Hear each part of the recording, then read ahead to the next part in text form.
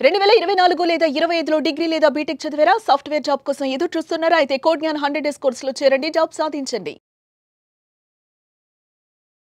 Non technical background ఉండేటువంటి వాళ్ళు IT వైపు షిఫ్ట్ అవ్వాలనుకుంటారు. అవును.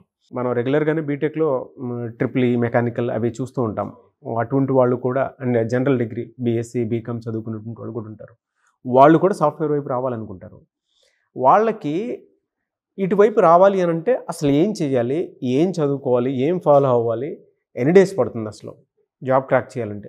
సో ఎవరైతే నాన్ ఐటీ లైక్ ఇంజనీరింగ్ వచ్చేసి ట్రిపుల్ ఈ, మెకానికల్ చదివి ఉంటారో, లేకపోతే డిగ్రీ వచ్చేసి బీకామ్, బీఎస్సీ, బీఏ ఇట్లాగా చదివి ఉంటారో నాన్ ఐటీ కోర్సెస్, వాళ్ళందరికి కూడా ఆస్పిరేషన్ ఉంటుందండి ఐటీ సైడ్ షిఫ్ట్ అవ్వాలి అని.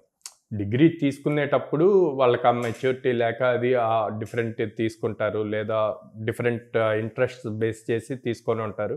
బట్ ఫైనల్గా ఇప్పుడు అయిపోయే టైంకి ఐటీకి షిఫ్ట్ అవ్వాలి అనుకుంటారు. ఆర్ కెరీర్ గ్యాప్ వచ్చిన వాళ్ళు ఉంటారు. సో వాళ్ళు ఐటీకి షిఫ్ట్ అవ్వాలి అని చెప్పి చూస్తారనమాట.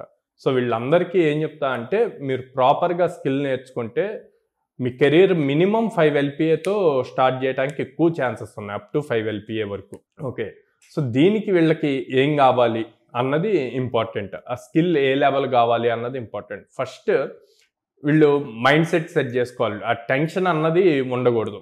ఎందుకంటే మనం ఏది అచీవ్ చేయాలన్నా మైండ్ సెట్ అన్నది ఇంపార్టెంట్ అండి.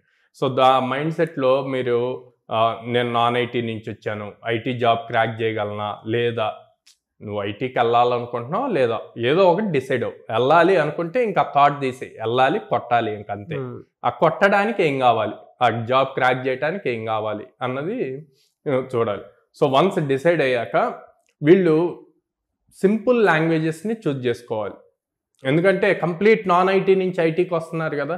సో సింపుల్ ప్రోగ్రామింగ్ లాంగ్వేజెస్ ఇట్లాంటివి చూజ్ చేసుకోవాలి. సో నేనే సజెస్ట్ చేస్తాను అంటే పైథాన్ చూజ్ చేసుకోవచ్చు, లేకపోతే డేటాబేస్ ఇన్డెప్త్ స్ట్రాంగ్గా నేర్చుకోవచ్చు, ఆర్ఎల్ ఎక్సెల్, మైక్రోసాఫ్ట్ ఎక్సెల్ను పవర్ బిఐ టూల్స్ నేర్చుకోవచ్చు. అప్పుడు డేటా అనలిటిక్స్ వాటికి అప్లై చేయొచ్చు.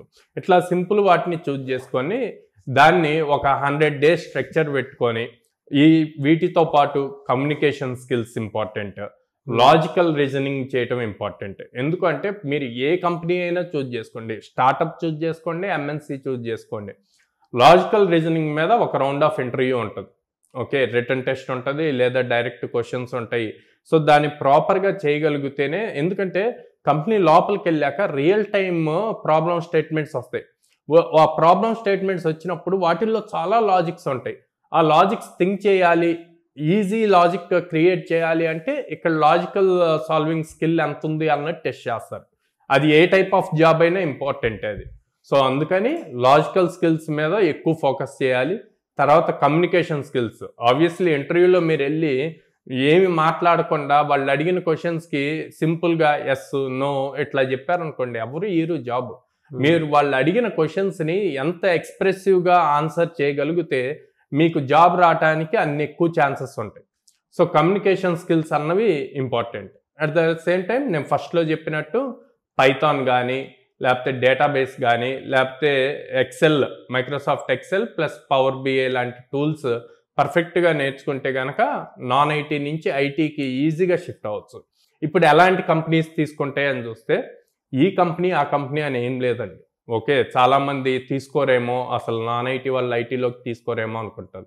మన దగ్గర అలా ప్లేస్ అయిన వాళ్ళు చాలామంది ఉన్నారు. ఓకే, విత్ మినిమమ్ 3.5, 3 LPAతో స్టార్ట్ అవుద్ది, అప్ టు 5 LPA వరకు పాసిబిలిటీ ఉందన్నమాట. ఆ రౌండ్స్ కాకుండా ఈ కంపెనీస్లో ఫస్ట్ వీళ్ళు రీసెర్చ్ చేయాలి. ఎలా చేయాలి, ఏ కంపెనీస్లో జాబ్ ఇంటర్వ్యూస్ పడుతున్నాయి అన్నది చూజ్ చేసుకోవాలి. ఓకే, ఆ జాబ్ ఇంటర్వ్యూస్కి వీళ్ళు అప్లై చేయాలి. అప్లై చేసేటప్పుడు రెజ్యూమ్లో పర్ఫెక్ట్గా అప్ టు డేట్ ఉండాలి.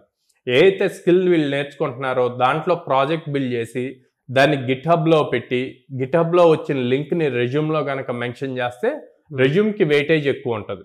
అట్ ద సేమ్ టైం మనం ప్రతిసారి చెప్పినట్టే లింక్డ్ఇన్ ప్రొఫైల్ యాక్టివ్గా ఉంచుకోవాలి. ఆ లింక్డ్ఇన్లో ఎప్పటికప్పుడు అప్ టు డేట్ ఉండాలి. అక్కడ పడే జాబ్ ఇంటర్వ్యూస్కి అప్లై చేస్తూ ఉండాలి. మనకు కొన్ని ప్లాట్ఫామ్స్ ఉంటాయండి, లింక్డ్ఇన్, నౌకరీ, ఇట్లాంటి జాబ్ పోర్టల్స్ అన్నీ ఉంటాయి. సో ఈ జాబ్ పోర్టల్స్ లో ఎప్పటికప్పుడు వాళ్ళ ప్రొఫైల్ యాక్టివ్ గా ఉండాలి, రిఫ్రెష్ చేసుకుంటూ ఉండాలి, ఏదో ఒకటి అప్డేట్ చేస్తూ ఉండాలి, స్కిల్ నేర్చుకుంది అక్కడ అప్డేట్ అవుతూ ఉండాలి. సో దాన్ని బేస్ చేసే మీ రెజ్యూమ్ అన్నది షార్ట్ లిస్ట్ అవుతూ ఉంటుంది. ఒకవేళ భయం ఉంటుంది చాలా మందికి, అందరూ ఒకేలాగా ఉంటారు కాబట్టి ఎంత స్కిల్ నేర్చుకున్నా కూడా ఎక్కడో చోట అరే నేను నాన్ ఐటీ నుంచి వచ్చాను, అసలు నన్ను తీసుకుంటారా, ఇంటర్వ్యూకి వెళ్తే నేను గెట్ ఆన్ అవ్వగలుగుతా, అట్లాంటి భయం ఉన్న వాళ్ళు ఎప్పుడైనా దీన్ని ఎప్పుడు ఓవర్కమ్ అవ్వగలం, స్కిల్ స్ట్రాంగ్గా ఉన్నప్పుడు. సో ఆ స్కిల్ స్ట్రాంగ్గా ఉందని మనం నోట్తో చెప్తే అవ్వదండి, ప్రూవ్ చేయాలి. ఎలా ప్రూవ్ చేస్తాము? ఇంటర్న్షిప్స్ చేయాలి. సో మనకి ఇంటర్న్షాల, లింక్డ్ఇన్ త్రూ ఇంటర్న్షిప్స్ వస్తాయి.